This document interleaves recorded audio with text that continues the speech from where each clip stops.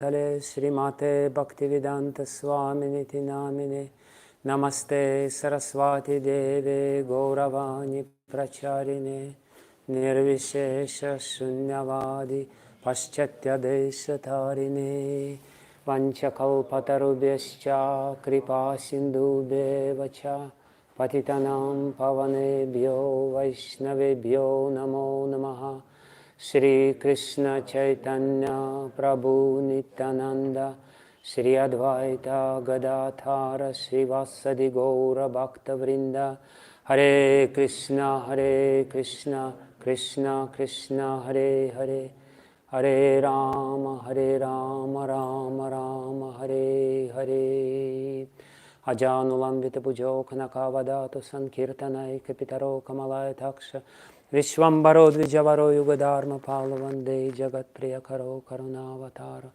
Yantah Pravishya Mamavachim Imam Prasuptam Sanjeevayata Kila Shakti Darasvadhamna Anyamscha Hasta Charana Shravanat Vagadim Pranannamo Bhagavate Purushaya Tubhyam Svasyastu Vishwasya Kalach Prasidatam Deyantu Bhutani Shivam Mithodiyam Manascha Badram Bhajata Tadoksaje Avishyatam no matir apyahai tuki.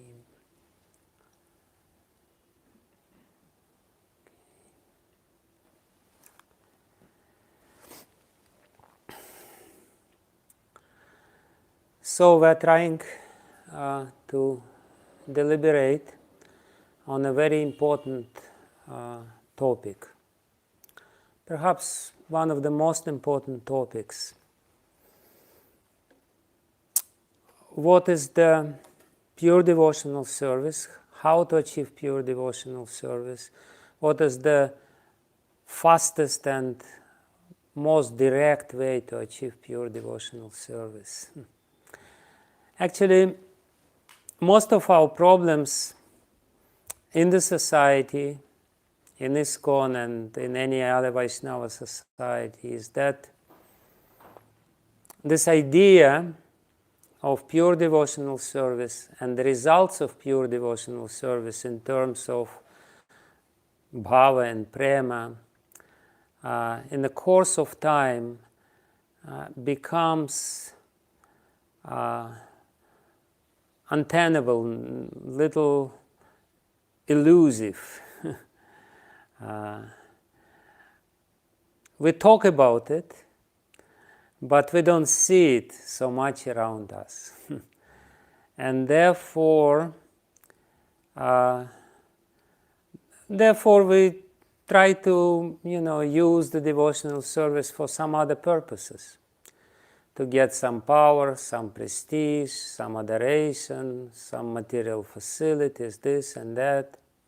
And devotional service definitely gives these facilities, there's no doubt about it. But the shift in the motivation only takes place because we lose faith in the devotional service, in pure devotional service as the process and as a result. We don't really make it as a tangible goal of our life. And therefore, naturally, we set some other goals and try to achieve these goals and may achieve these goals. But ultimately, we're cheating ourselves and we're cheating others. Because we're talking about pure devotional service, that's the talk, that's comme il faut, this is what we're supposed to do here. But we don't see really, and we don't practice ourselves. Therefore, it's very important again and again and again to come back to this topic and to analyze oneself first and foremost. Everyone else, yes, we have to give instructions, but if we only think that we have to give instructions to others and not to give instructions to ourselves, we become hypocrites. If I'm here sitting in front of you and thinking I'm teaching you, it's very hypocritical, because actually I'm not teaching you, I'm teaching myself. I'm trying to analyze myself and see what's going on within my heart, whether I fit to the ideal of pure devotional service, or where I am actually in reality, and how far I am from this ideal of pure devotional service. Anyway, so we started with this topic, and we described two very common varieties of impure bhakti, which Srila Jiva Goswami calls Aropasiddha bhakti, which basically means attributive bhakti, or superimposition of bhakti on some activity. And another one is Sangasiddha bhakti, some activity which we think will help us to perform pure devotional service, whereas in reality pure devotional service does not require any other aids or any other additional processes to be successful. So just to remind very quickly what is Aropasiddha bhakti and what is Sangasiddha bhakti.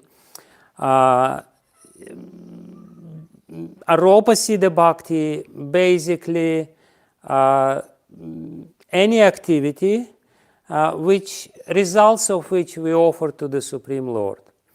And Sangasiddha bhakti is the activity which by its very nature is not the service, is not a devotional service, but it can help to a certain extent, or we may think that it will help us.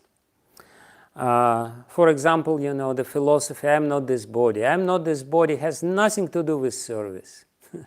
Whether I am body or not, I am not going to serve. I may not be the body. Still, this understanding doesn't make me a positive servant. I'm not serving, even if I think I'm not this body. So, but, to a certain extent, this understanding, having this in mind, may help us to be more focused in our devotional service.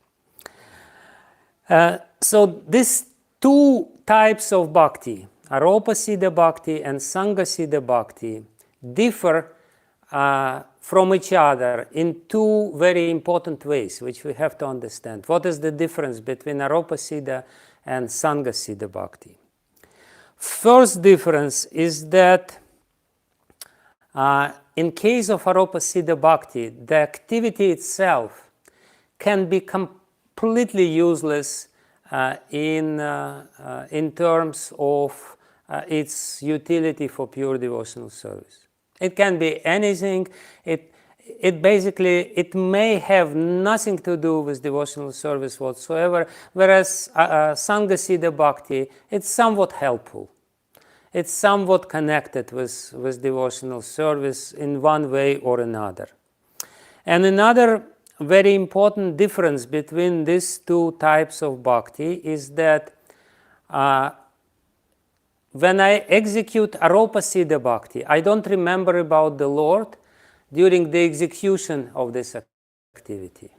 But at the end of it, or in the beginning of it, when I say, oh my Lord, please take the results of it, I remember about the Lord. Krishnarpanamastu. Idam Krishna, idam namama. This is not mine, this is for Krishna. But I may not remember about the Lord whatsoever. But whereas when I execute Sangasiddha bhakti, I still remember about the Lord. I still remember about devotional service. I may do something which is beneficial for my execution of devotional service, and I, to a certain extent, remember, yes, I'm doing this because ultimately I want to become a better servant. I want to become more focused in my devotional activities, this or that. So that's the difference between the two, and in this way Sangasiddha bhakti is better than Aropasiddha bhakti, attributive devotion. when we just say, this is, this is for you, the Lord. So, then the question, Srila Jiva Goswami asks a very important question. Why do people try to mix? Why the devotees who have certain faith in the process of devotional service, in the process of Shravanam, Kirtanam, Vishnu Smaranam, etc., Archanam specifically, why do people still cannot really execute pure devotional service? Why they always try to mix something? Why we always want to do some bhakti kichri, not just, pure bhakti. So the first reason, very important, and we will get into some details about this today, is that people do this because they have some separate desire. They want to fulfill some specific desire. And they think that for fulfillment of this specific desire, not necessarily the desire to serve the Supreme Lord, for fulfillment of this desire, some other processes they think is more quick, beneficial, direct, and so on and so forth. Like, for example, you have some troubles, you are in the middle of sadhasati, and you are a devotee, but still you are suffering from transit of Saturn over your moon, and your mind is disturbed. So you go to Shanidev and you say, my dear Shanidev, please free me from these disturbances. And then we say to Krishna, and I will definitely do it because I want to serve to you. We will remember at one point that Krishna is also there, not only Shanidev. So that's one reason. And another reason, second reason, is that people don't have, or devotees who execute devotional service, don't have the complete faith in the process of devotional service.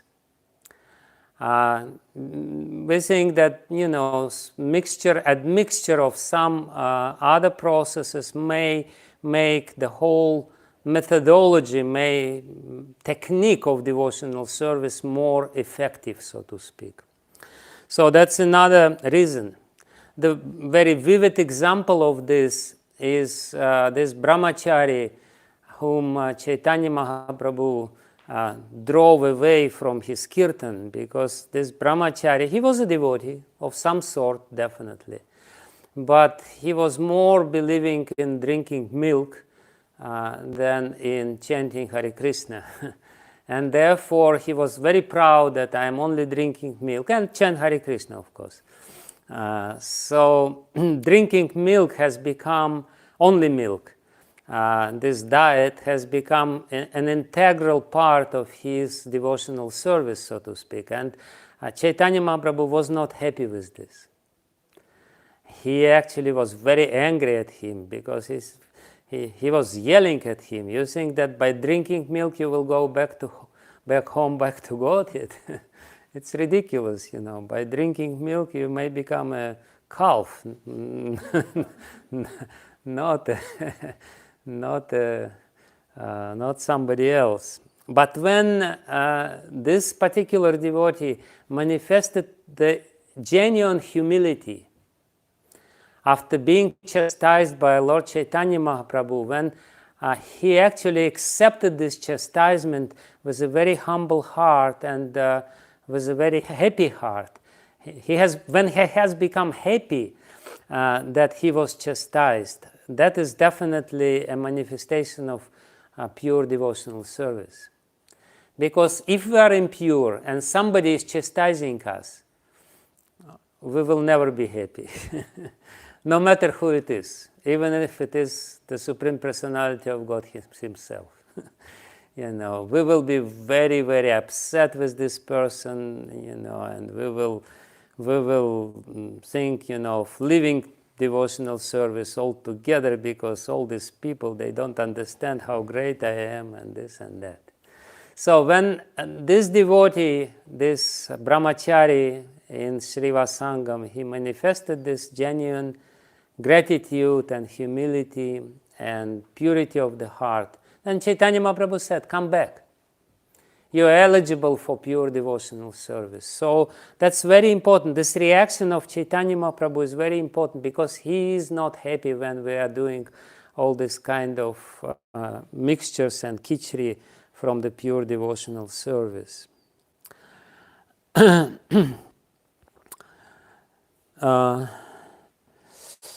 So, to finish this topic about Aropa Siddha and Sangha Siddha Bhakti, I wanted to say that there are, to state something very important, which Srila Jiva Goswami says.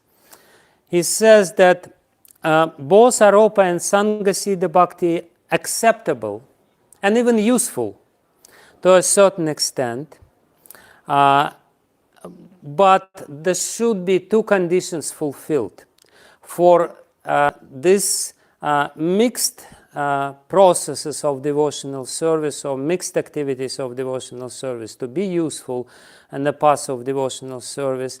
The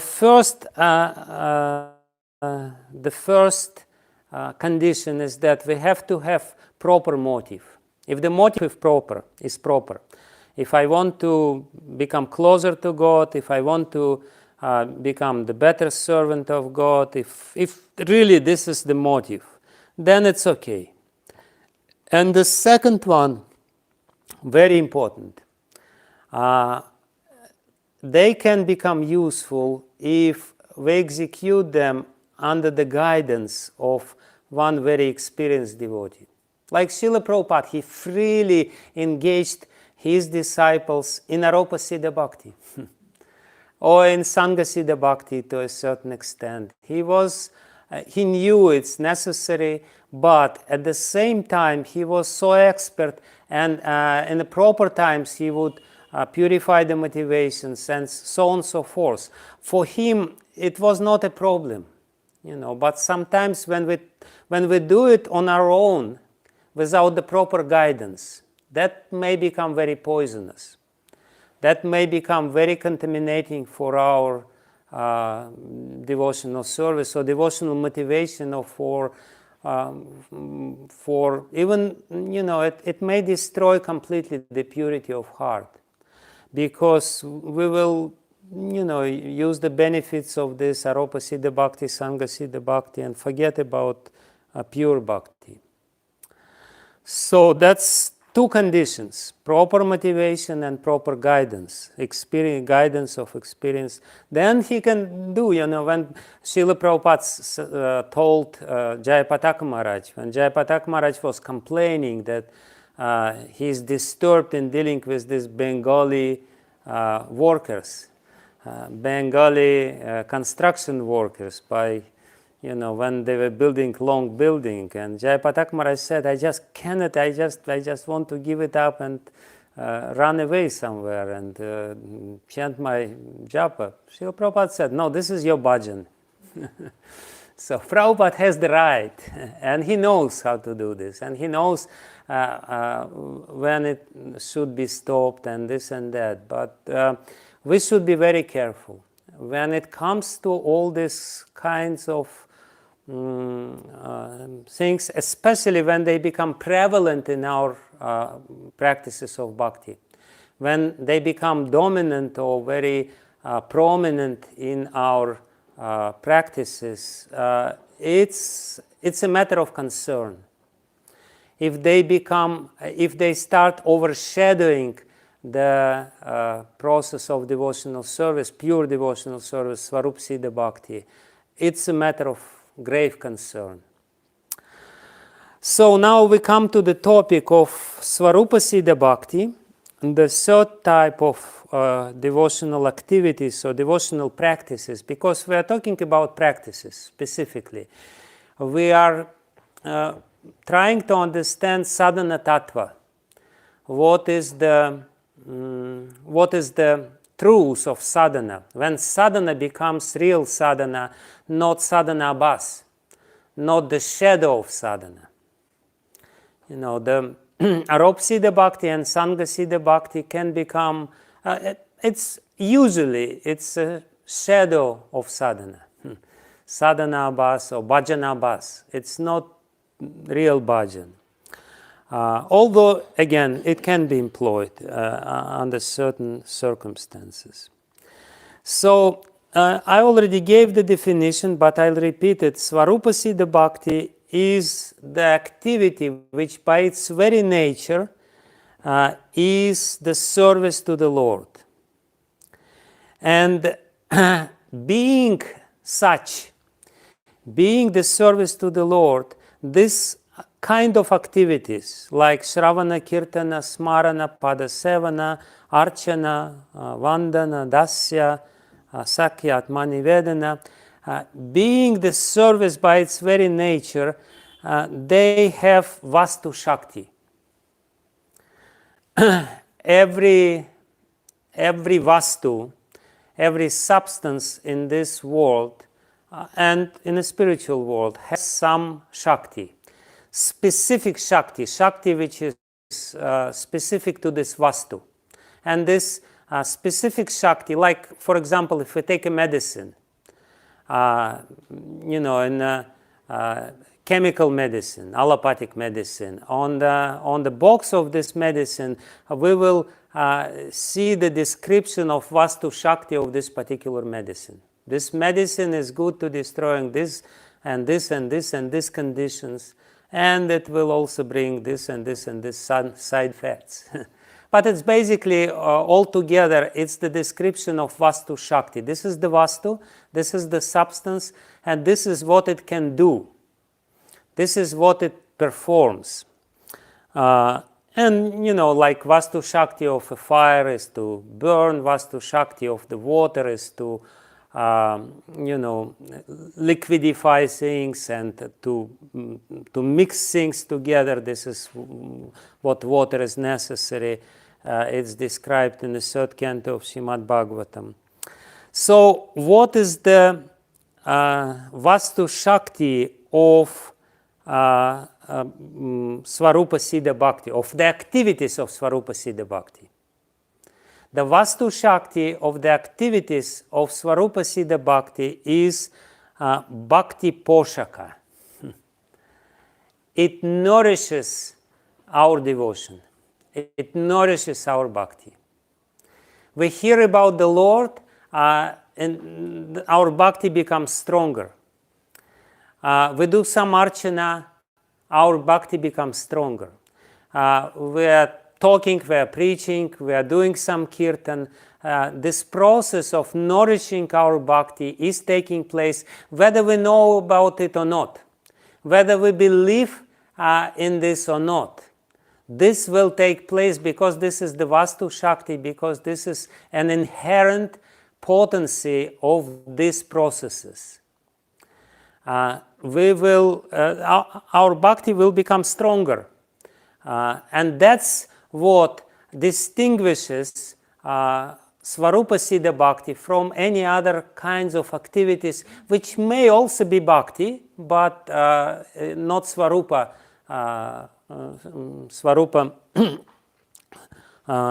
Siddha Bhakti. So again, the other types of activities can be bhakti, no problem, but they not necessarily have this Vastu Shakti. So that's a very important point. The Srila Jiva Goswami, he gives a very beautiful example of this Bhakti Poshaka. Very famous verse from Hari Bhakti Vilas and from Skanda Purana, ultimately from Prabhas Skanda of Skanda Purana. Madhura Madhuram etan Mangala Mangalanam Sakalani Gamavali Sat Palam Chitsvarupam. Sakridapi Parigita Shradaya Helayava Briguvara Naramatir Matram Tarayat Krishna Nama. So whether you chant holy name with face Shradaya or Helaya, with some, deriding attitude, it will act. Sakridapi, even if you do it once. So, Briguvara Naramatram, Tarayet Krishnama. It will help you to deliver from all sinful activities. And to illustrate this Vastu Shakti, that's the reason why Srila Jiva Goswami in Bhakti Sandarbha and so many Puranas gives numerous examples of people who have no faith in devotional service. Somehow or other, accidentally, they perform devotional service and it has an effect. Like Prahlad Maharaj, in one of his previous lives, he was a drunkard who didn't believe in devotional service. He was in love with one prostitute, and they happened to be in the temple on Nrisimha Chaturdashi, and they were fasting the whole night because they were quarreling with each other. So, in one of the next time, he achieved such a great benefit. His bhakti was nourished so much that he became Prahlad Maharaj. So, this is the illustration of this Bhakti Poshaka Shakti, which is inherent to the acts of devotional service belonging to the category of Swarupa Siddha Bhakti.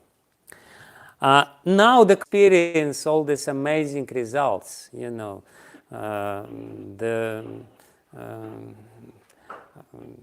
what was it, the fish, which the fish has become the four-handed associate of Lord Vishnu because it just touched Ganga. And we are not becoming the four-handed associates of Lord Vishnu. Of course, one reason is that we don't want to become four-handed associates of Lord Vishnu. But unfortunately, that's not the only reason why we are not becoming as such. The real reason is that even though the Vastu Shakti is there, it's invested, it's inherent, it's inseparable from the acts of devotional service in the form of hearing and chanting and so on and so forth. But this Vastu Shakti can be blocked, easily blocked. That's the problem. Like I already gave an example that the Vastu Shakti of the fire can be blocked. The Shakti in the fire to burn is there.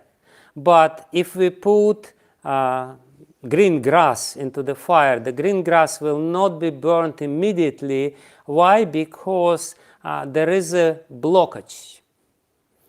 And this blockage, vyavadhana, this is a very important point. Srila Bhaktisiddhanta Saraswati Thakur Prabhupada, in his poem about where he describes the deviations from Shatadushani, the refutation of different deviant forms of bhakti. He very often, most often uses this word, vyavadhana. Vyavadhana means the impediment, the blockage, something which is blocking the power of bhakti to manifest. Basically stopping the power of bhakti.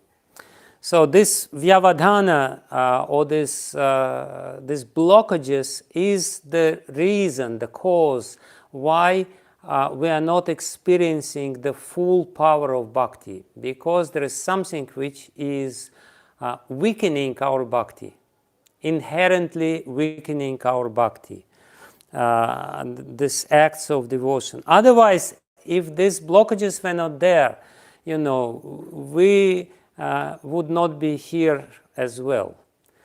we would be in a spiritual world frolicking with Krishna, no problem.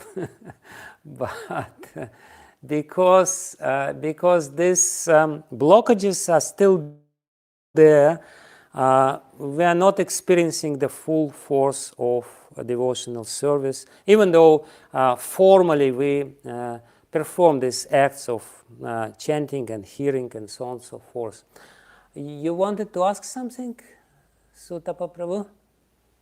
Thank you so much. I just thought to ask something based on Alokasita Bhakti and Sangasita Bhakti before you move on. Do you want me to ask now? Yeah, you can. Yeah, I already moved on. But thank you, Maharaj, for these points. I just had something I was thinking about, like a reflection on it. I think in the early days of the movement, we saw that the devotees were very much engaged in direct processes of bhakti, preaching and hearing and chanting. And then later on, what happened in the movement is that we saw that there was a lot of other things that devotees needed in their lives in order to survive for a lifetime. So, putting in a lot more emphasis on dharma, finding a varnashram dharma situation where they could be more stable.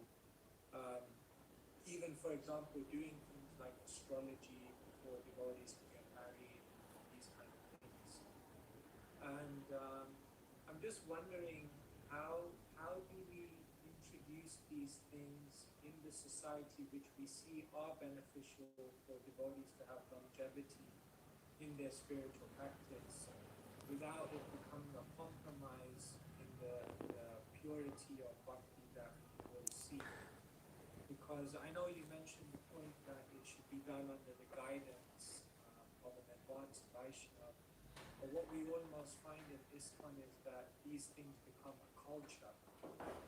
Any new person coming in just follows. So how do we incorporate these things without it becoming a compromise? see, one reason why it happens is that, during Prabhupada's time, everyone, you still can hear in the power of devotional service. And this strong faith was instrumental of helping them to overcome all kinds of impediments. Now, without this strong faith, we need some aids, like you mentioned, astrology, varnashrama, this and that, which is not, strictly speaking, pure devotional service, but they may belong to the category of Sangasita Bhakti. They may be helpful for devotional service. So they can be introduced. First of all, we have to still emphasize again and again and again the power of pure devotional service. Srila Niranjana Maharaj, this is one of the most common and most important points of his preaching. He says that, when we this is the pure devotional service itself. We may not be pure, but to preach the glory of the pure devotional service is a pure devotional service because it helps us to be more focused on this process. It helps us to execute it with ekantata, with determination and this and that. So then these other processes, they will not overshadow, or they will not really they will not be a hindrance to the path of devotional service, because everyone is established. And yes, for some certain help, we may employ some other processes, but at the same time it's very clear what we're doing, what we should do, and that other things is just temporarily like bandage, like some aids, some subsidiary aids. But when this preaching, but sometimes people, they lose faith because they don't see how, and that's why this deliberation on Svarupa Shakti Bhakti, Svarupa Siddha Bhakti is so important. Sometimes we, even as a devotee, we lose faith. We sometimes think, no, without Varnashrama we cannot really do devotional service, there will not be result, or without this we will not do this. So we lose faith, and therefore in our preaching the emphasis becomes also shifted. We emphasize more these subsidiary things, secondary things. And it's more interesting, and in one sense it gives some, more immediate results maybe, and this and that. There are many reasons, and I've seen it, how it happens. The gradual shift goes on, and sometimes we become very shy to speak about the pure devotional service. Shy because we are not practicing it ourselves, so we don't feel like we have the right to preach about the pure devotional service. No, we have the right. This is our inherent right.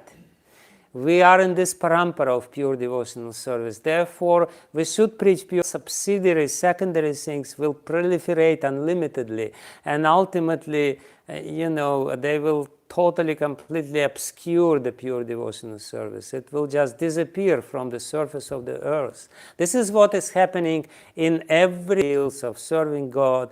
And then after, couple of centuries, and in our case it may happen even quicker because of the internet. The first Christians, they didn't have internet, and and that was their good luck. In our case it may happen very quickly because so many mixtures are there. Therefore it's so important to remind ourselves and to do this. This is my solution. And of course, if we see in front of our eyes the examples of devotees who practice pure devotional service and become completely successful in this process, that's the most important. Like Srila Gaur Govinda Maharaj, his example is actually such an important factor in the devotional lives of so many people, so many devotees, even now, because sometimes, we think, okay, Prabhupada was the Nitya Siddha, he was just specifically sent. This is, again, very dangerous philosophy, and who am I, So, in one sense, we should glorify Prabhupada, Nitya Siddha, but Srila Prabhupada himself, he never emphasized this point, because that may become very counterproductive for us. We have to understand that pure devotional service is achievable. It's real. It's not something which only Nitya Siddhas can practice. Therefore, whatever we can do, we can do. Sutapa Prabhu, I don't know if I answered your question. Padmanabhan Prabhu, you want to ask something? Is it connected with this, or I can continue and you will ask? Okay. Now I don't hear you because your microphone is muted. This is in regard to what we have been discussing. Okay. I can ask okay. So we are discussing about the bhakti, Vastu Sakti okay. of Swarup Siddha Bhakti. Yeah. And you very clearly elaborated on the point by giving the example of Prahlad Maharaj, how from his previous life he became the devotee of Lord Nrsimhadev and became Prahlad Maharaj in the next life. So this is a clear example of how the Vastu Sakti of Swarup Siddha Bhakti nourishes our bhakti. Yes.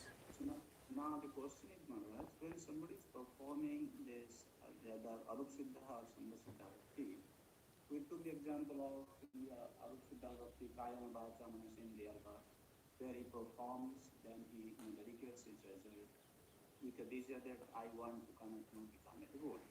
Mm-hmm. Similarly, in Sambha Siddha Siddha Bhakti we quoted from Bhagavad Gita 13th chapter 8 to 12, the qualities that somebody can cultivate. Some element of nourishment to bhakti is also seen there, so that this person is gradually getting a footing to become a performer of Swarup Siddha Bhakti. So how do you kind of differentiate between different types? Yeah, thank you. Very clear. The act itself does not have this potency.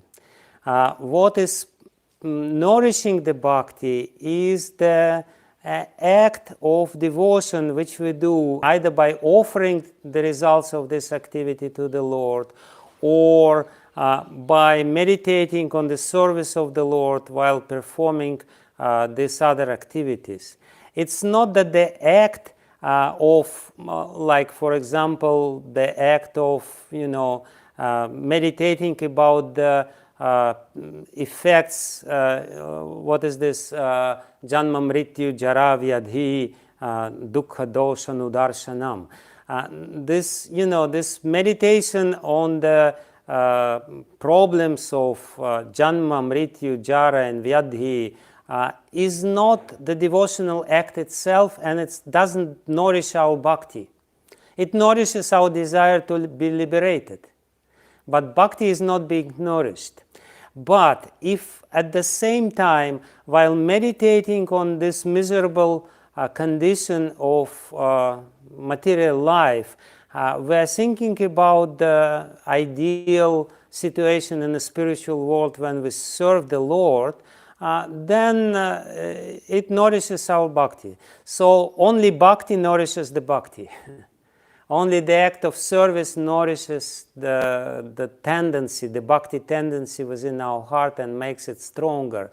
And if this element of pure bhakti is mixed with other things, we may think that this is also nourishing our bhakti, but actually not. This element of bhakti nourishes our bhakti. Otherwise, bhakti is independent. So there is a little bit, maybe the intensity of devotion that, like, here, he is directly chanting Hare Krishna Mahamantra or reading Srimad Bhagavatam. This kind of direct bhakti. Intensity is very high. But on the other two processes, the intensity is almost invisible. Again, the intensity is in the act of devotion which we invest into these activities. In activities themselves, there is no Vastu Shakti, but we are adding this mixture of bhakti by our consciousness, and in this way, this activity becomes, also intensifies our bhakti as well. So it's only bhakti. Bhaktya sanjataya bhaktya. Bhakti only depends on bhakti, nothing else. So. Motivation with which he performs, even though the intensity is less, that is also giving him some sort of higher footing and advancement to the higher standard of devotional service. That cannot be taken as a nourishment in devotional service, Maharaj? Yeah, it's nourishment, but what is nourishing the devotional service? The bhakti is nourishing bhakti, nothing else. You cannot nourish bhakti by some chemical fertilizer, so something which has completely different nature.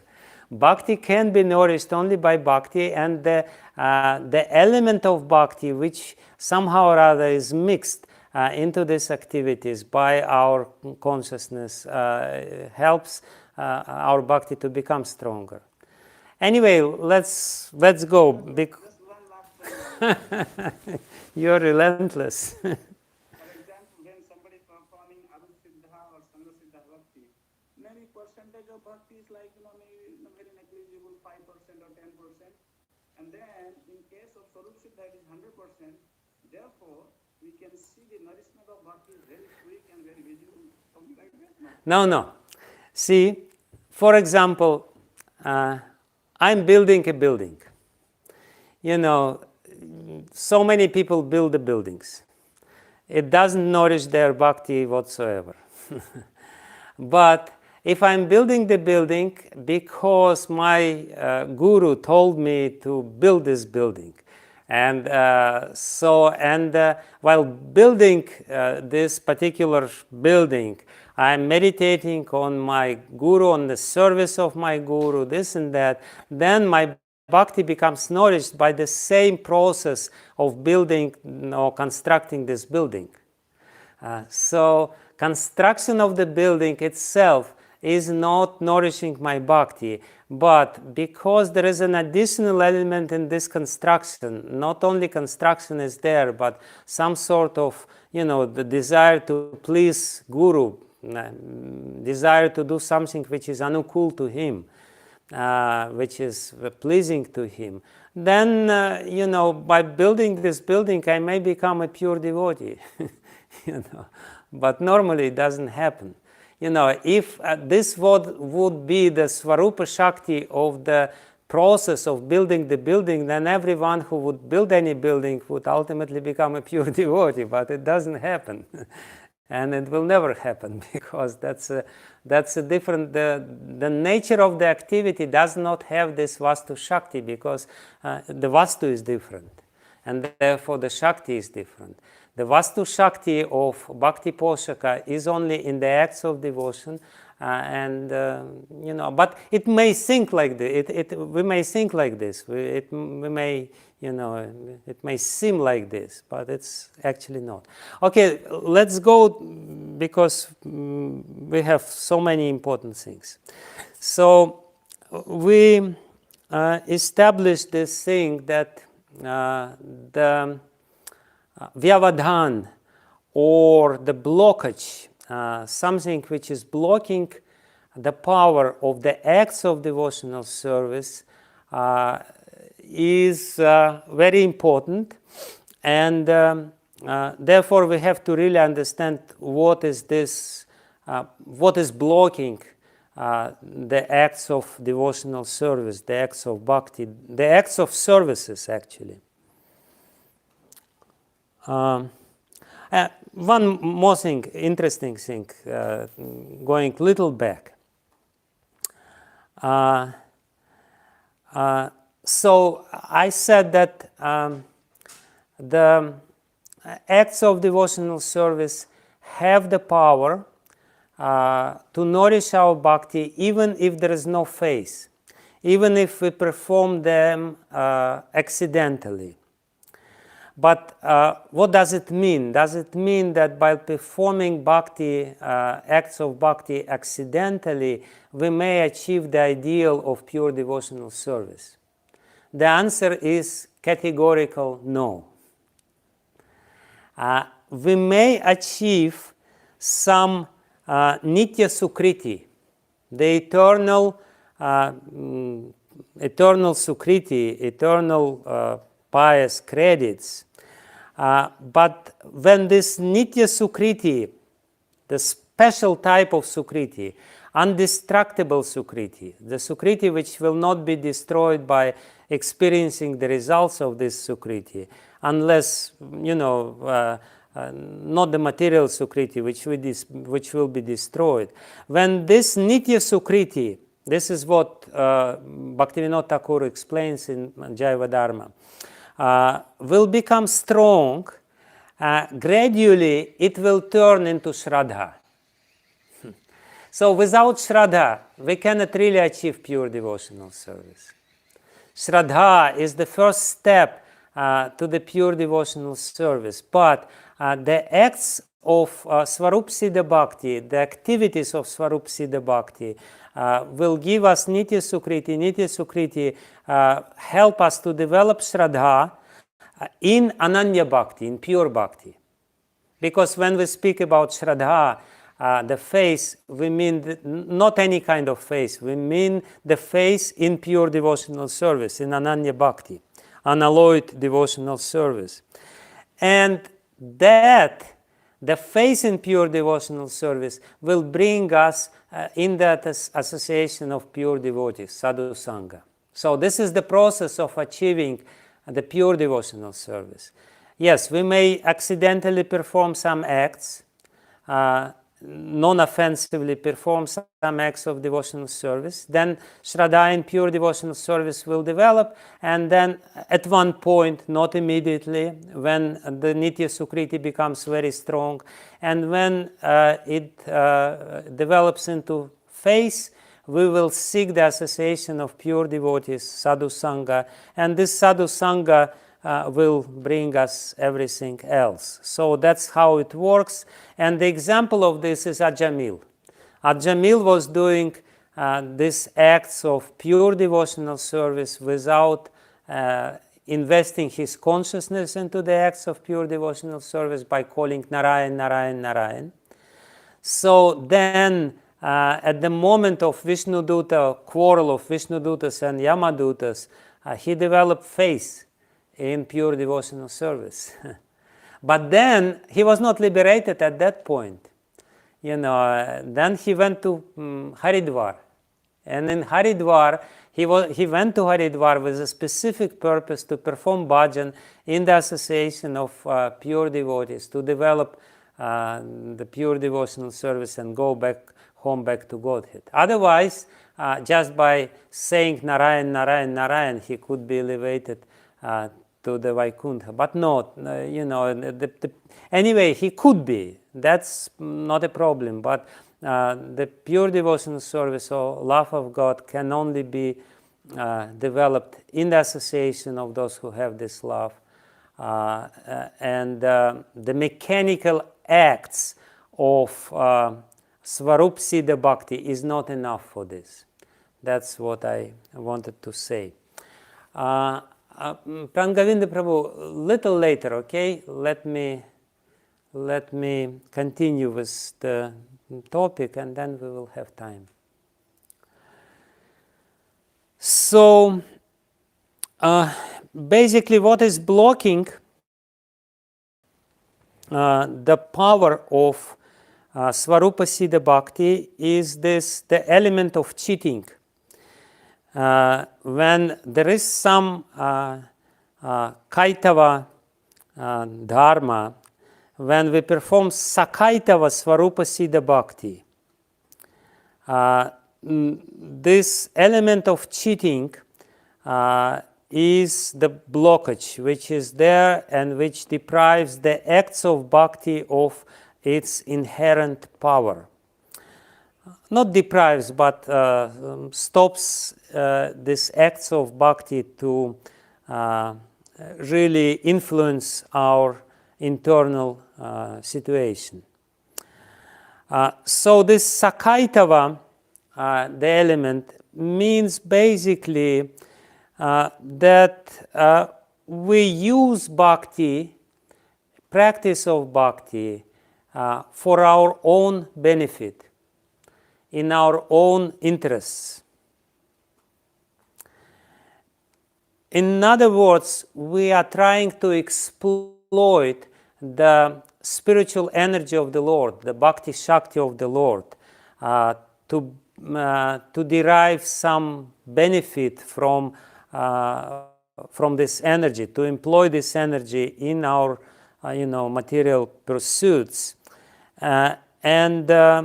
This is being described in this 29th chapter of the 3rd canto of Srimad Bhagavatam, which we read in the beginning of our little seminar.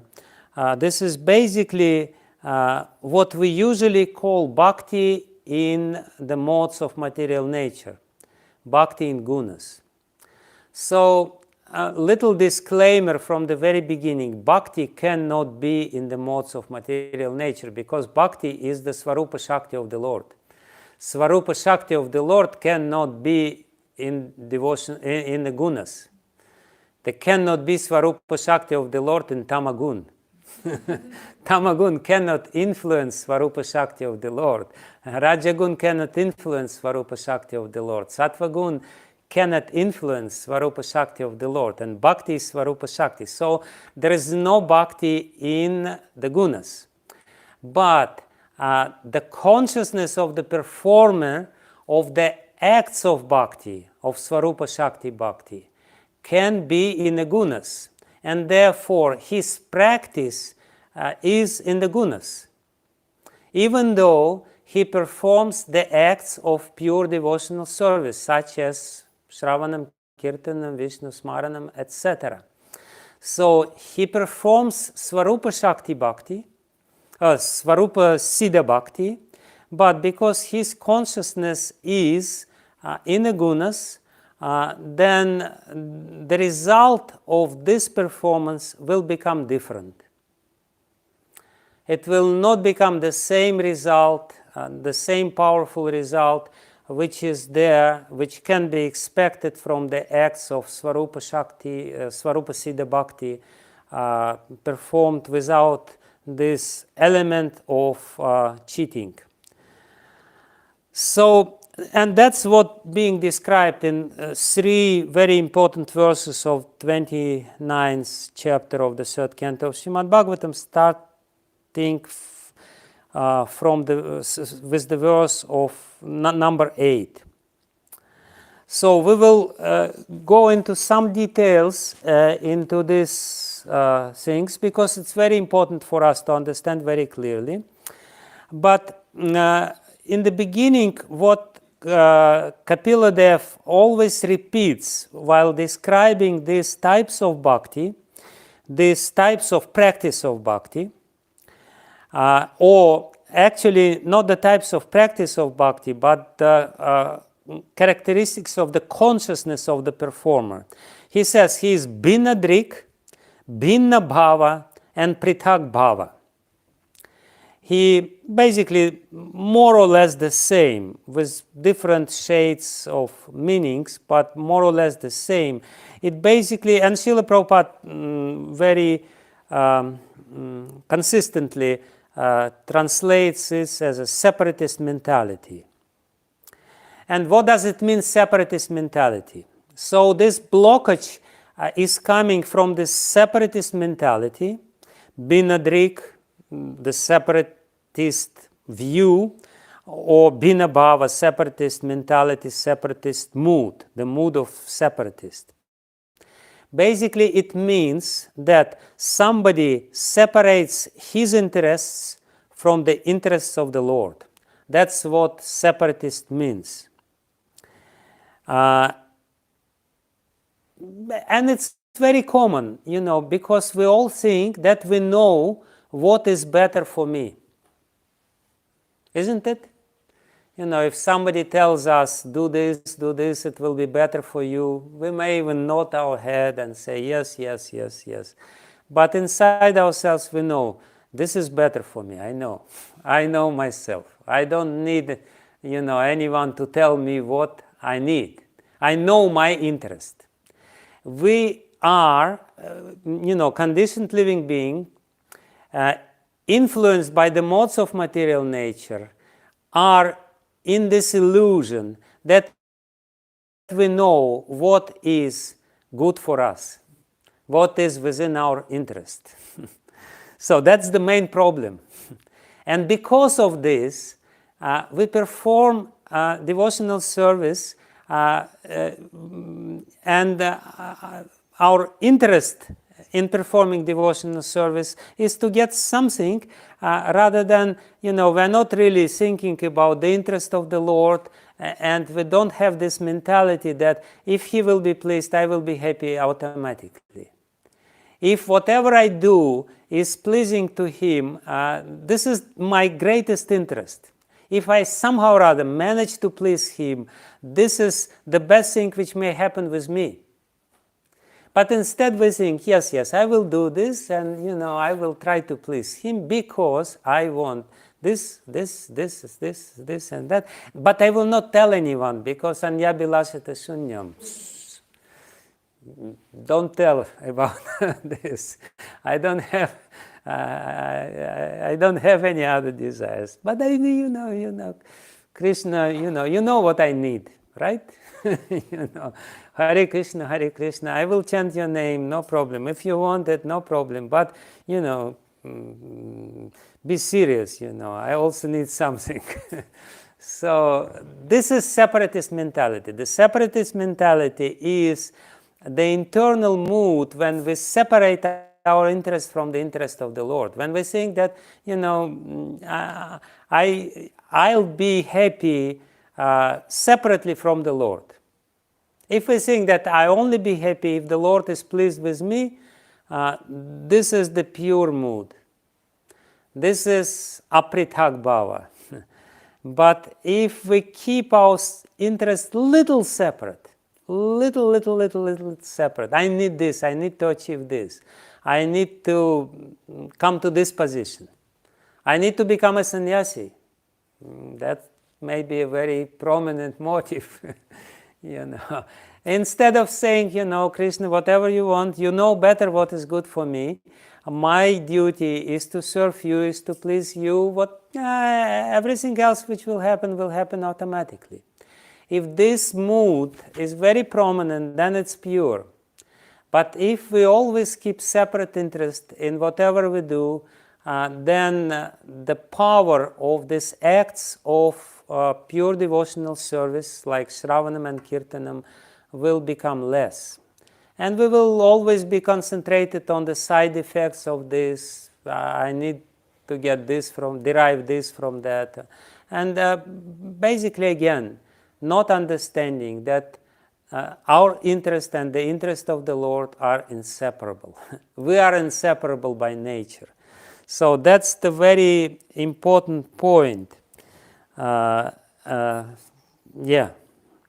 Anyway, so now let's quickly go through this 9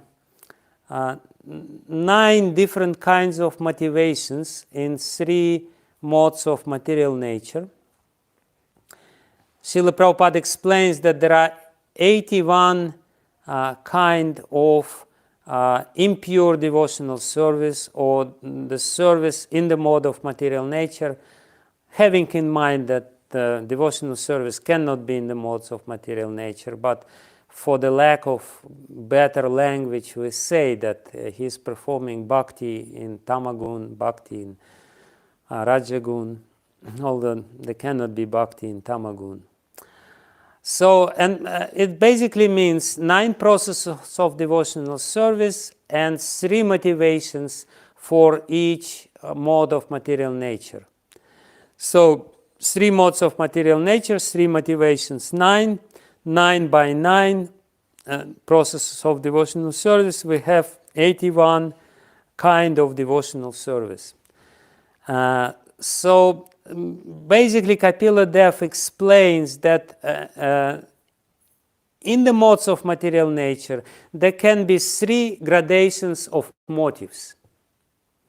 It's not really one motive, it's the whole continuum of motives, but roughly we can divide it into 3 categories in each mode of material nature, and they are progressively more pure. In other words, there can be tamasic tamagun, there can be rajasic tamagun, and there can be sattvic tamagun. There can be tamasic rajagun, rajasic rajagun, and sattvic rajagun. And there can be tamasic sattvagun, rajasic sattvagun, and sattvic sattvagun. So that's the 3 things, usual gradation, kanishta, madhyama, and uttama. There can be lower kind of tamagun, the middle, intermediate kind of tamagun, and the highest, the best tamagun possible. So, and the same for rajagun and the same for sattvagun. That's what is there, and it's very interesting for our analysis and for our self-introspection. So, first of all, let's read the first verse. Abhisandaya yo himsam dambam matsaryam eva va samrambhi bhinadrig bhavam mai kuryat sa tamasaha. He is tamasic bhakta, sa tamasaha, saha tamasaha. First, very important word here, abhisandaya. The Sanskrit word abhisandaya means the intention, sankalpa, motivation. So, if the motive of a person or sankalpa, the determination behind the act of devotional service is of these three types, himsa, dambha, and matsarya, then this is the three motivations in tamagun. But the performer of this devotional service is described here by two words, very important words, samrambhi and binadrik bhavam. Samrambhi means he is angry. He has some anger inside. You know, sometimes we can see devotees who are very angry. So this, they are really not very satisfied, and they are, you know, really manifesting their anger when necessary and not necessary, usually when it's not necessary. So they're not happy internally. That's a very important characteristic of the consciousness in tamagun. If we are not satisfied, it means that there is a very strong influence of tamas upon our heart. And binadrik, I already explained, binadrik means his vision is separate. And Srila Jiva Goswami explains that binadrik means that this is somebody who only thinks about himself, and he does not really have the ability to feel the happiness and distress of other people. He's too much, you know, concentrated upon himself, and therefore he's not happy, because when our consciousness is limited, is very much, you know, surrounded by our own interests, we will never become happy. So this is a very important characteristic of tamasic personality. And when you are predominantly in this mode of material nature, you're always angry, you're always chastising others, you're very sensitive, somebody always steps on your false ego and says something which you don't like, and you're ready to chastise them. You know, sometimes sannyasis become this sort of people. So it's very dangerous, extremely dangerous, because it's a big offense. And in this tamasic personality type, actually it's interesting. In Ayurveda, in Charaka Samhita, I believe, there is a description of many different types of personalities. In Sattvagun, in Rajagun, and in Tamagun. I believe the one in Tamagun is called Matsya, and there are some bad words for them. And in Rajagun, there are some Rakshasa and this and that. So the mentality is very clearly explained there, and there are more types of sattvic mentalities according to the different, like Rishi type or Brahma type or whatever. And there are very clear characteristics according to the influence of the modes of material nature, how one will behave, and accordingly there are different kinds of treatments and different kinds of disease one develops due to this mentality or predominant influence of particular mode of material nature. So here it is said that in Tamagun there are predominantly three motivations, and the lowest one is himsa. Himsa basically means that you want to inflict pain to other people. You want to, inflict suffering to other people. And we can see, so many religious wars were there. And still going on, the religious wars. What is religious war? One devotee wants to inflict pain to another devotee. They are fighting and they're all praying the same God. And what is their prayer? Let me kill my enemy. My dear Lord, please help me to kill this enemy. Please help me to inflict him pain, And everyone, and then whoever wins, then they say, God helped us, and he didn't help them. It's all ridiculous. It's absurd. It has nothing to do with God. It's all tamagun, tamasic, himsa. And, and we can see the examples of this in Srimad Bhagavatam. And the example of this tamasic bhakti is Indra himself. Indra, he is doing, or his mother Aditi.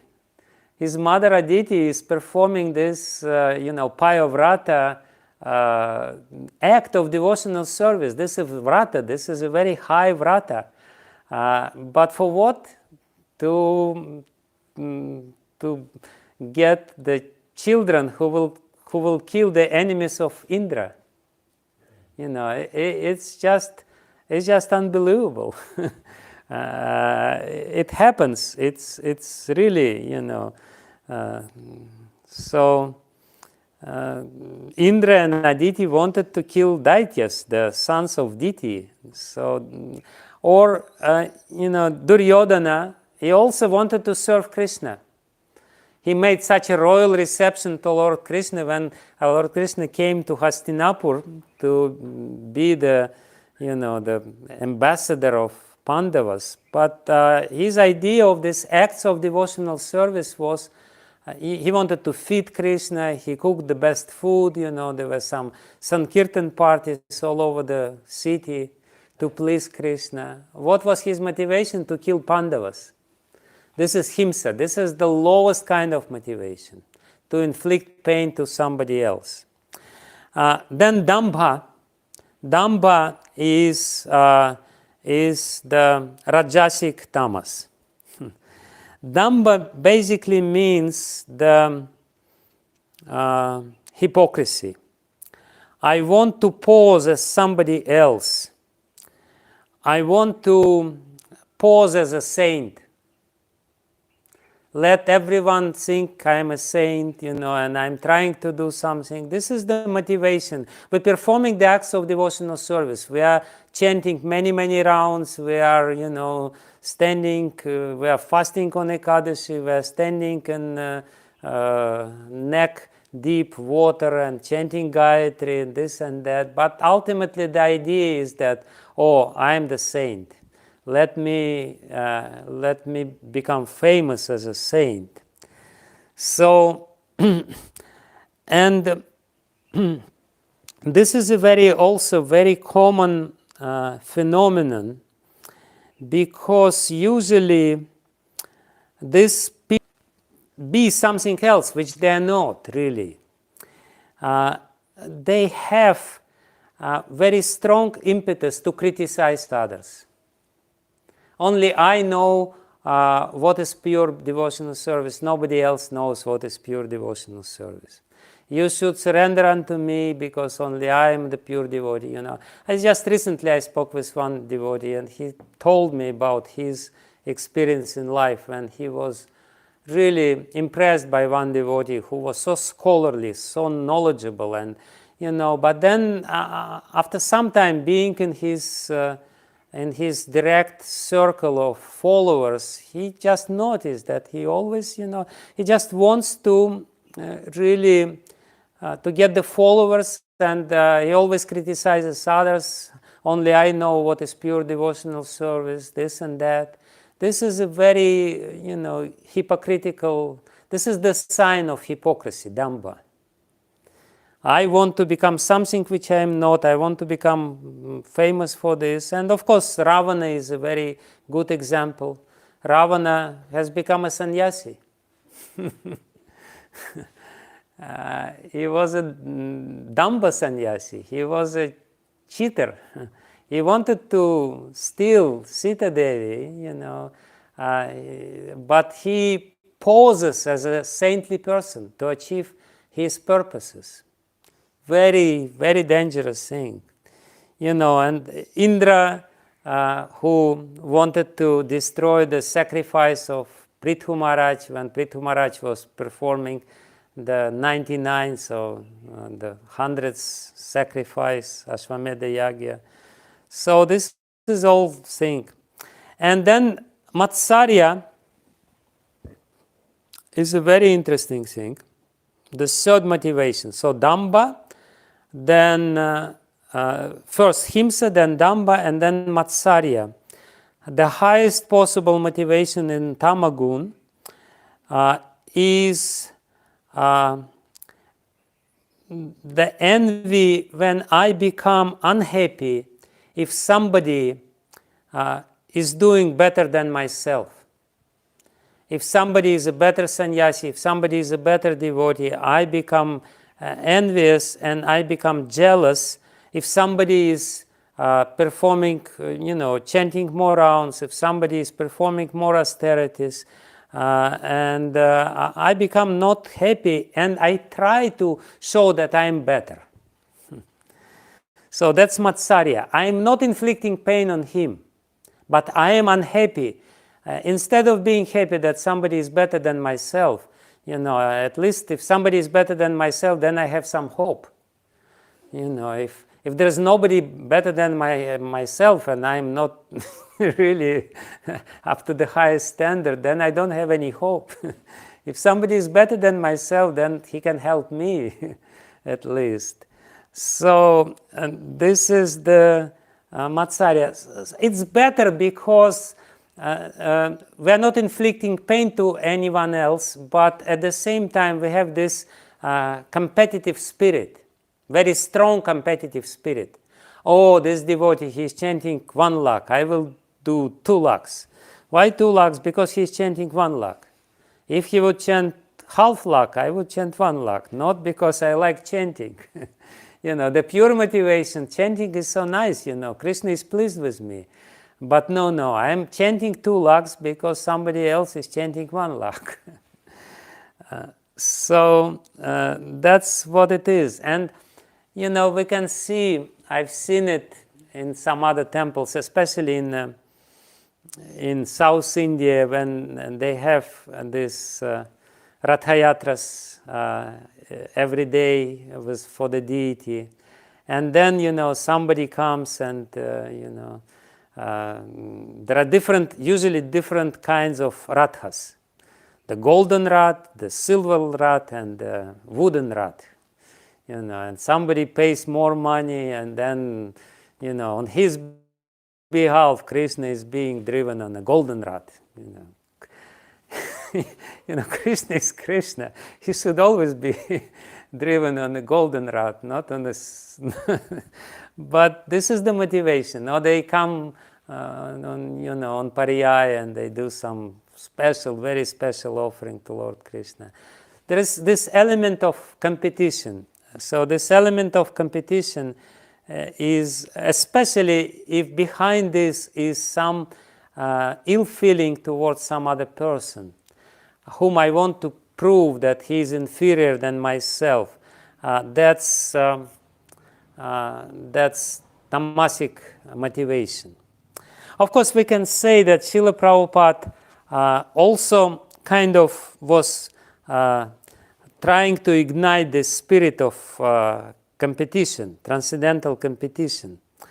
But Srila Prabhupada again used this motivation, which is there within our heart, for us to be purified. But if we become not so careful, it may be very dangerous, In the first years after departure of Srila Prabhupada, there was such an acute competition between certain devotees, and ultimately it was not so good. So that's this is the Uttama tamasic motivation. Now we come to Rajasic motivation, and in Rajasic motivation, we have three motivations again: Vishayan, Yasha, and Aishwarya. Enjoyment, glory, or the honor, and Aishwarya. Aishwarya here means Ishvara Bhava. The word Aishwarya is coming from Ishvara. It basically means influence over people. Aishwarya may mean opulence, but Aishwarya also means the power. So the lowest motivation in Rajagun, enjoyment. I want to perform devotional service to get more facilities for enjoyment, to travel to some countries, to have some money in my pocket, and this and that. The middle motivation is honor and respect, and the highest motivation in Rajagun is power, influence over people, over other people. So Srila Prabhupada writes about this in the purport. Mixed devotees or devotees in the modes of passion and ignorance think that the interest of the Supreme Lord is supplying the orders of the devotee. The interest of such devotees is to draw from the Lord as much as possible for their sense gratification. This is the separatist mentality. I want to exploit the Lord for my own interest, and I don't care whether he's happy or not. I'm doing this devotional service. When the so-called devotee desires material enjoyment without reference to the interest of the Supreme Lord, you may desire the enjoyment, but with the reference to the interest of the Supreme Lord. If the Supreme Lord is happy, I know I will be happy too. So his interest or his enjoyment is the first, and then the other one is the side effect. But if I'm desiring this material enjoyment without reference to the interest of the Supreme Lord, or he wants to become famous or opulent by utilizing mercy or grace of the Supreme Lord, he's in the mode of passion. So basically, Vishaya, the desire to enjoy. The example again is in Srimad Bhagavatam, when Indra and demigods were churning the ocean of milk. They basically wanted more facilities and to have the heavenly planets in their possession. Yasha, fame. Vishaya, Yasha, and Aishwarya, fame. Obvious, no need to elaborate. And Aishwarya, power. Duryodhana, when he came before the war in Kurukshetra, he came to Krishna and he wanted Krishna's help, which is in one sense a devotional service, act of devotional service. He surrendered to the Lord. He was so humble. He was sitting next to him. He was begging him. What he wanted power. His motivation was power, not to please the Lord. Arjuna came with the same request. They both came to seek help from Krishna. So act was the same, motivation was different. Krishna was pleased with Arjuna and he said, I will be with you. And he was not pleased with Duryodhana. Even though it was exactly the same thing. They came exactly at the same tithi. Duryodhana a little earlier. But same situation. But Krishna was pleased with Arjuna because his motivation was pure. He said, I don't need your army, I need you. I need you to be with me. I need your, the facility to be near you. That's what I need. I don't care about anything else. And Duryodhana wanted power of Krishna. So that's Aishwarya. That's the third motivation in the mode of Rajagun. And very interesting, and I'm sure we can all, relate to all these motivations, which are sometimes hidden within our heart and sometimes not so hidden within our heart. if we are very pleased, if somebody is glorifying us, and we are very pleased within our heart, it basically means that this motivation is there within our heart. If somebody glorifies us and we feel very sorry that they're, saying this, then it means that this motivation is not there. But if somebody is trying to give some honor to us and we become happy about this, that reveals the motivation within ourselves. And if somebody chastises us and we become unhappy about this, that also reveals the motivation, the wrong motivation. So it's a very common thing which Lord Kapila says, and therefore, because of all these motivations, the devotional service is very weak when we perform the devotional service, and it doesn't bring the desired result. So, in the third verse, 8, 9, 10, in the 10th verse, yes, Lord Kapila formulates it slightly different. Before that, he would say abhisandhaya, motivation. But here he says uddishya, the goal. What is the difference? If we were together in one room, I would probably ask your answers. What do you think is the difference between why Lord Kapila uses the different terminology? He means basically the same, motivation or goal. It's more or less the same, but still, for Tamagun and Rajagun, he uses motivation, abhisandhaya, and here he uses uddishya, the goal. Maybe somebody has some answer to this.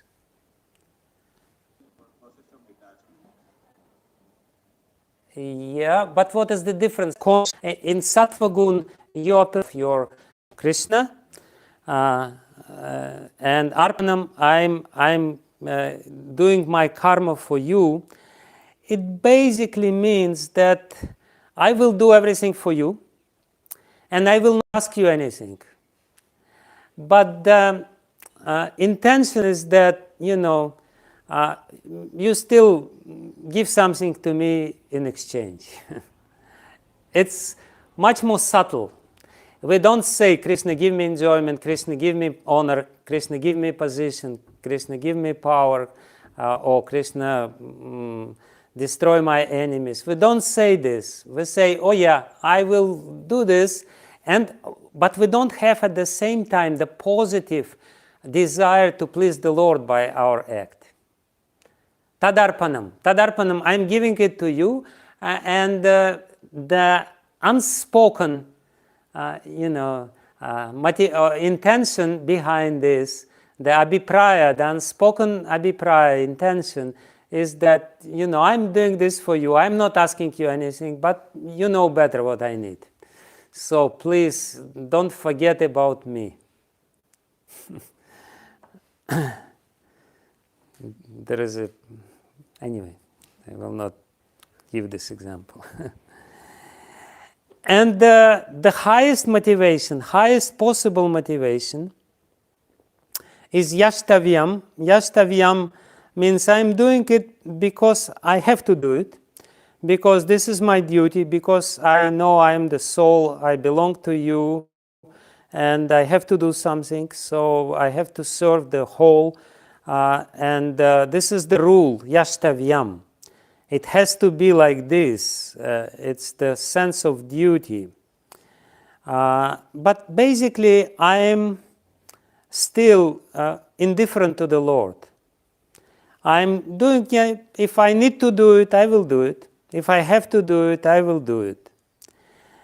And prithak bhava, the separate mentality, separatist mentality, or the mood, the separatist mood, Prithak Bhava, is that the desire for liberation is actual my goal. My goal is not to please the Lord.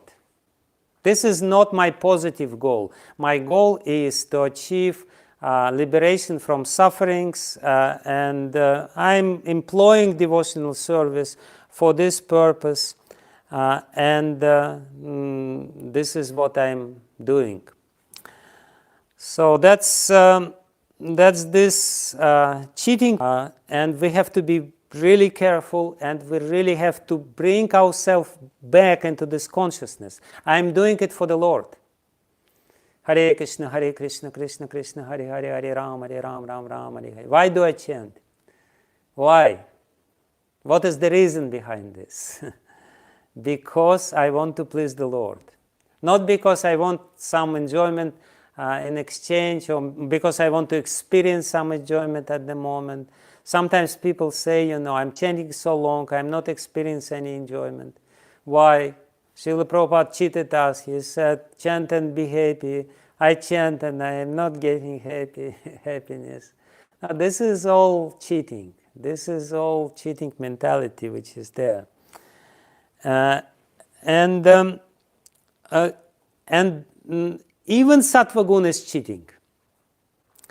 Therefore, it is said that in Srimad Bhagavatam, all the cheating mentality is totally dharma kaitava projita, kicked out from this book completely. And that basically means that all the commentators, they explain that praujita, pra-ujita, not just ujita, but pra-ujita means that including the motivation of liberation of sattva guna. So that's sattva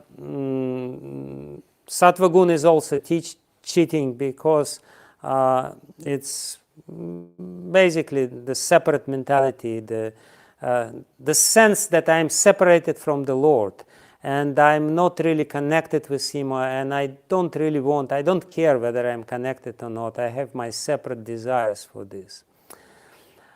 Okay, so we still have very important section before we finish, therefore I will rush a little bit.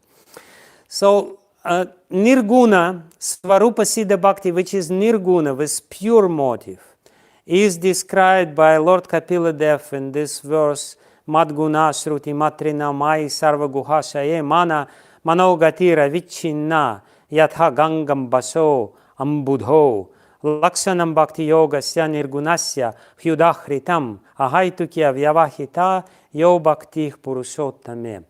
And the next verse also is included into this description. So the Svarupa Siddha Bhakti, when it is Nirguna, without gun, is called differently as Akinchana Bhakti. Why it's called Akinchana Bhakti? Not because it's performed by beggars who are Akinchana, but because people who perform it don't want anything from the Lord. Akinchana means I don't want anything for myself, so I don't have any separate interest. Therefore it is said, Yasyasti Bhaktir Bhagavatir Akinchana. Akinchana doesn't mean that the bhakti performed by beggars, by paupers. No, it's the bhakti which I perform without expecting anything in return from this bhakti. Then only bhakti becomes pure, then only bhakti becomes akinchana, then only bhakti becomes nirguna. So basically, it's a conscious endeavor for us to perform bhakti without expecting anything from the Lord. Why I'm doing this? Because I want to please the Lord. Because Srila Prabhupada said, because my Guru Maharaj wants this. This is why I'm doing this. By my conscious endeavor, I'm fighting with these motivations which are there. They are there. But we can break this vicious circle by placing Krishna in the center. I am doing it for him. And therefore we need Guru. Because we don't know whether Krishna is pleased with our service or not. And sometimes we're getting pleased by doing devotional service. Sometimes we're not pleased. But when our Guru is pleased, and that's visible and it's very clear, then we know we're doing something right. So that's, and actually this is the meaning of Parakiya Bhav. Parakiya Bhav means we're not expecting anything, because those who have illegal relationship with the lover, they don't expect anything from him. They don't claim, they don't demand anything from him. That's the inner meaning of Parakiya Bhav. Parakiya Bhav doesn't mean illegal relationship. Parakiya means that I'm doing it just because for him, not because of any other motivation. I don't expect protection, I don't expect bangles, I don't expect jewelry, I don't expect saris in return of my devotion to my pati. I'm doing it without this. This is actually the Parakiya Manjari Bhav. Manjari, they don't expect anything from this. So the translation of these two verses, I will read how Srila Prabhupada translates them. The manifestation of unadulterated devotional service is exhibited when one's mind is at once attracted to hearing the transcendental name and qualities of the Supreme Personality of Godhead, who is residing in everyone's heart.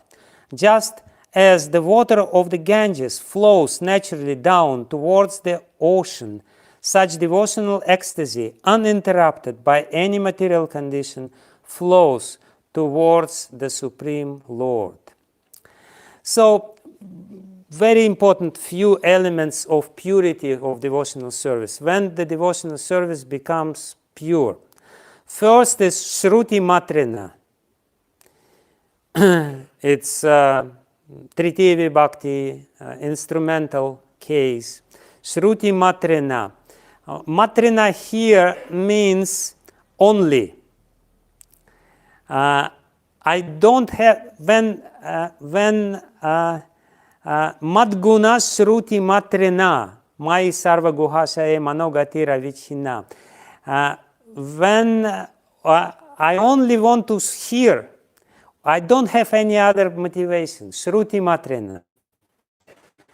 I just like to hear about somebody whom I like, and I don't think, I'm hearing now and I don't thinking that, I hear now and then I will tell this to somebody else and they will be very happy with me. No, this is not the motivation. They just little bit hearing immediately attracts my mind. And only hearing attracts my mind. When we love somebody, we love to hear about him. And we don't have any motivation. What is the motivation behind the hearing?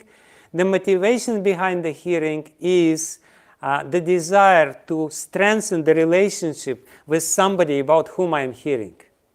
That's the motivation. Why do I want to hear about Krishna? Because I want my relationship with him to become stronger. I already love him, I already have some relationship with him, but I know that by hearing about him, he becomes closer to me. Therefore, I'm hearing. That's why Hanuman is always listening Ramayana. That's why he's doing this all the time, because every time he hears, the relationship becomes more thick, more strong. Whereas in the same chapter, in 29th chapter, Kapila Dev explains the mixed sadhana, and the sadhana which technically belongs to this category of Sangasiddha Bhakti. And there he says, Adhyatmika Anushravanam. It's element of this Sangasiddha Bhakti. Shravanam is there. But it's specifically Adhyatmika Anushravanam. I'm hearing to understand the nature of my mind. I'm hearing to understand the nature of my soul. That means that nothing can really be impediment. Like sometimes people, I'm dealing with one devotee. He says, "You're depriving my devotional service. Why you're not giving me the facilities for my devotional service? Why you're not giving me, why I cannot preach, why I cannot do this, I cannot do this." But pure devotional service, nobody, including GBC, can deprive you of pure devotional service. If you have it, you have it. If you don't have it, you don't have it. All this external, whatever is forbidden for you, it's not really the problem.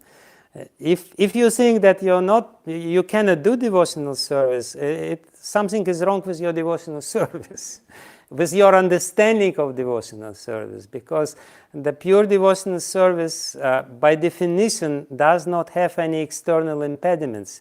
Nothing external can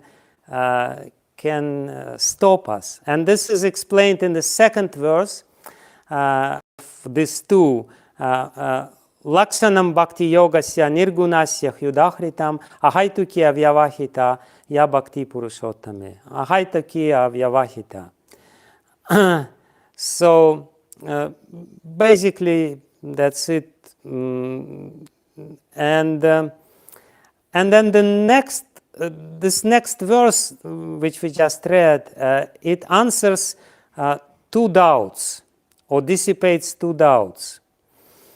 How it is ahaituki, no material causeless, because the listening about the qualities of the Lord gives such a pleasure to the soul that we don't need anything else. And avyavahita means that actually mind can touch the Lord directly. Or the soul can touch the Lord directly if the soul is completely purified. So therefore, internally, there is no external impediments cannot stop the devotional service. The pure mind, when it becomes pure because of devotional service, it achieves the quality of reflective ability to reflect the form of the Lord, the qualities of the Lord, and therefore we are in direct contact with the Lord by the act of devotional service on the highest stages of devotional service, and therefore it becomes avyavahita, ahaituki and avyavahita. That's basically it. And the verse number 13 basically illustrates the purity of devotional service, where Kapila Dev says, Salokya Sashti Samipya Sarupya Aikatvam Apyuta Diyamanam Na Grihnanti Vinamatsevanam Janaha. A pure devotee does not accept any kind of liberation, Salokya Sashti, Samipya, Sarupya, and Ekatva, even though they are offered by the Supreme Personality of Godhead Himself. So if it is an impediment for the service, devotee does not accept it, and that's basically the proof of the purity of pure devotional service, or Nirguna Bhakti, or the power of Nirguna Bhakti, which let us hope to achieve one way or another by associating with pure devotees. So that's the ideal and the hope which we have, and the description of the reality of our heart, which has different motivations, and they are like worms which suck the energy. Like if we have in our intestines some worms, then the food which we take does not give us enough energy and nourishment. In the same way, we do devotional service, but because of these worms which are sucking all the energy and all the nourishment from devotional service, deprives us the results of pure devotional service. That's it. We still have 1 minute to answer all your questions. So, Rishi Kumar Prabhu, you have your hand up. Maharaj, thank you very much. It has been really nourishing. The lecture, this whole seminar has been nourishing, just like the topics we discussed. My question was regarding the 3 motivations in goodness. When he said karma niraram, karma tadarpanam, and yastavyam, regarding yastavyam, the first thing that came to my mind, and I just cross-checked, it is 17th verse of Ishopanishad, where the devotee, the jiva says that, O Lord, enjoyer of sacrifice and ultimate beneficiary, please remember all my sacrifices. Please remember all that I have done for you. And so it's actually Jnana Mishra Bhakti. Yeah, it's karma tadarpanam. It's karma tadarpanam. That's the motivation of karma tadarpanam. Please remember whatever I've done for you.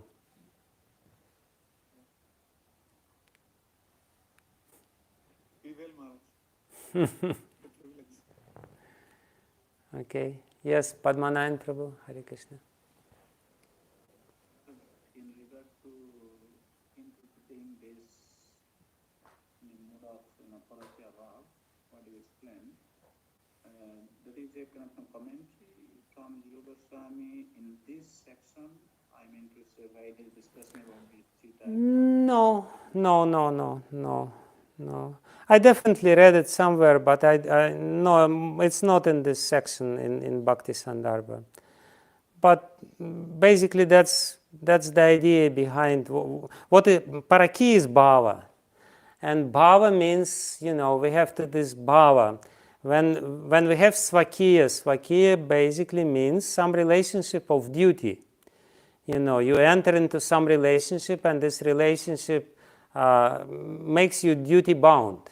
Any relationship, if they're legal, they make you duty bound. But illegal relationship, they don't have this element of having a duty because they're illegal, and therefore there's no duty. It's only bhav. So but it's not in this section of Bhakti Sandarbha.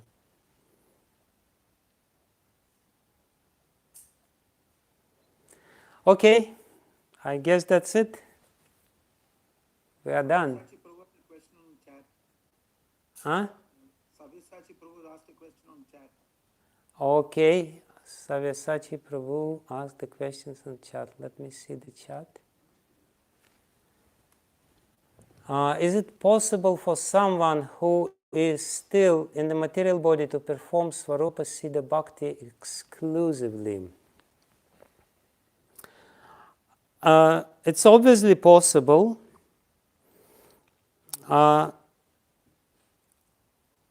Because, like for example, if I have the consciousness of being a paraphernalia of my Lord, I'm your servant, my dear Lord, I'm your instrument, and whatever I'm doing just to be the better instrument. If this consciousness is very clearly and purely established within our heart, I'm worshipping the deity, and I don't have any separate consciousness whatsoever. I'm just, a paraphernalia of the worship of the Lord.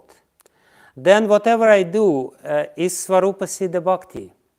Because whatever I do, even if I eat, of course I eat the remnants of the Lord, I sleep, I brush my teeth, but I'm doing it as a part of my archana. It's not becoming just the brushing of the teeth like Sangha Siddha Bhakti or Karma or Aropa Siddha Bhakti. It's becoming part of my archana, my service to the Lord. So it's possible, but it's not, it's not cheap. But it is possible. Maharaj? Yes. Further to this, Maharaj, actually yesterday, you said that there are two axes. On one axis we have these three acts, which are the forms of the devotion service. On the other axis are the attitude. So if we see this Swarup Siddha and Arup Siddha and Sangha Siddha, they are primarily referring to the act per se, because this axis has only the forms. Yeah. Whereas the other axis has attitude. Yeah. So, when we say that one person is performing, say, brushing teeth, simply to please the Lord. Yeah. Yeah, if this attitude is high, it becomes Swarup, it basically becomes, you may call it Swarup Siddha Bhakti, although formally you may call it like Sangha Siddha Bhakti, but in reality it will be on this highest level. Yes, exactly. Thank you. Okay, I guess that's it. Thank you very much for your time and attention. Thank you. Yeah, Sankarshan Nitai Prabhu. Thank you, Hare Krishna. Okay, so Thank you so much, Maharaj, for your time. Respected devotees, the evening session is at 7:30 p.m. Indian Standard Time. Request everyone to join Recording stopped. on time. okay, thank you, Hare Krishna.